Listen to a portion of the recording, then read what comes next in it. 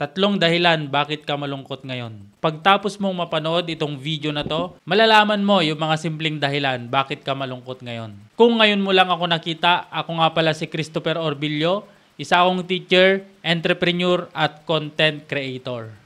Tara, simulan na tayo. Pero bago yan, meron muna akong kwento. Isa sa mga maalala ko na pangyayari sa buhay ko na nalungkot ako ay nung college ako. Nung college kasi ako, meron akong isang kaibigan na gusto kong maging girlfriend. Dahil okay naman kami, pag magkasama kami, masaya naman. Pag nagkwekwentuhan kami, punong-puno ng pangarap. Na tila ba pag niligawan ko, tingin ko 100% sasagutin niya ako. Kaso nung niligawan ko na siya at nagsabi ako na gusto ko siyang maging girlfriend, ang sagot niya sa akin, pasensya ka na friend, pero hanggang kaibigan lang ang tingin ko sa'yo. Aray! Sobrang lungkot ko that time. At ilang araw or linggo bago ako naka-move on. Kasi yung akala ko, sure na maging kami, hindi pala. Wala akong magawa, yun yung decision niya. Kaya ang ginawa ko na lang noon, kahit na malungkot ako, para maka-move on lang, ay nag-focus na lang ako sa studies ko. At ang resulta, tumaas ang grades ko, naka-move on pa ako. Maraming mga bagay sa buhay natin, mga pangyayari na magdudulot sa atin ng mga kalungkutan. Yung iba, mabibigat na bagay, mabibigat na pangyayari, mabibigat na reason. Pero may mga bagay din na simple lang pero maaring magdulot sa'yo ng kalungkutan. At ito yung ibabahagi ko ngayon. Una, isa sa mga simpleng bagay, bakit ka malungkot ngayon? Ito ay, babad ka, kaka-scroll dyan sa social media mo. Maaring masaya ka ngayon, pero kaka-scroll mo dyan sa cellphone mo. May mga nakapost dyan, may mga naka-my day dyan, na hindi ka naman kasali, pero mamaya affected ka na. Sa ngayon kasi, sa social media nila nilalabas yung kanilang sama ng loob, ang kanilang mga galit, at ang kanilang mga pagkalungkot. Na which is, hindi ka naman kasali, pero pag lagi mong nakikita, mamaya affected ka na. Kaya kung ayaw mong maging feeling malungkot sa araw na to, bawas-bawasan mo na yung kaka-scroll dyan sa cellphone mo. Oops, wait lang, tapusin mo munang panoorin itong video ko bago ka mag-stop kaka-scroll dyan sa cellphone mo. Pangalawang dahilan, bakit ka malungkot ngayon? Ito ay, hindi ka na kasi pinagpapawisan. Sa ngayon kasi, sa sobrang busy sa trabaho, hindi na natin maharap magpapawis. Kaya minsan madalas nating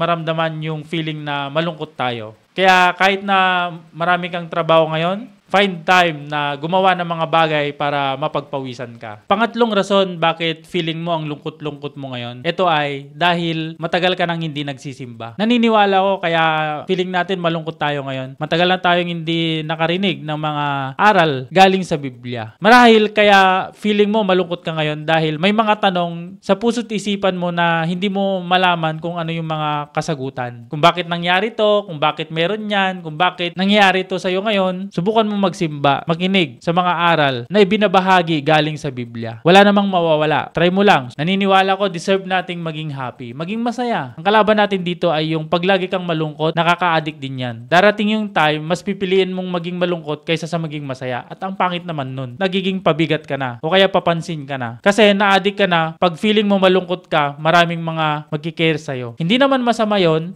yung may mga magpapakita ng care sa'yo dahil malungkot ka. Pero pag pinatagal mo naman, darating sa point na magiging pabigat ka. Yung tipong lagi ka na lang iniintindi dahil na-addict ka na sa pagiging malungkot. At isa pa, ang kalungkutan ay para ding virus yan. Napapasa din sa iba. Ganon din ang pagiging masaya. O ito tanong ko, anong gusto mong ipasa sa iba? Kalungkutan o kasiyahan? Siyempre kasiyahan, di ba? O siya, kung malungkot ka ngayon, damahin mo lang. I-feel mo lang. Maging totoo ka lang dyan sa nararamdaman mo. Naiintindihan kita. Pero promise mo naman, hanap ka ng paraan para hindi ka malugmok dyan sa kalungkutan. Dahil ang kalungkutan, hindi mo deserve yan. Mas deserve mong maging masaya. Oh, ngiti ka naman dyan.